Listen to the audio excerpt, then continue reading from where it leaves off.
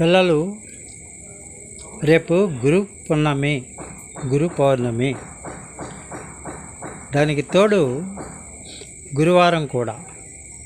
రేపు మరి మీరు మీ గురువులకు నమస్కరిస్తారు కదా, వారి ఆశీర్వచనాలు మీరు తీసుకుంటారు. అయితే మీ అందరికీ నేను ఒక చిన్న విషయం చెప్పదలుచుకున్నాను. నిజంగా పిల్లలు, మీకు మొట్టమొదటి గురువు మీ తల్లి, అమ్మ, నాన్న. వీళ్ళు మనకి గురువులు.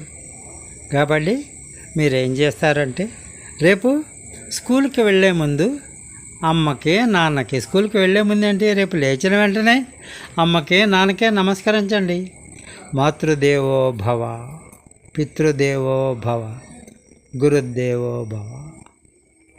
ఇది శ్లోకం. మాతృదేవో భవ, పితృదేవో భవ, గురుదేవో భవ. చూసారా?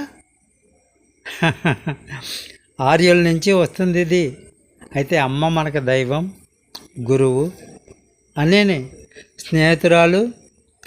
అప్పుడప్పుడు మన పిల్లలు కూడా వాయిస్తుంది, అవునా? మన వీపు విమానం మాత్రం మోగిస్తుంది. అప్పుడేమవుతారు?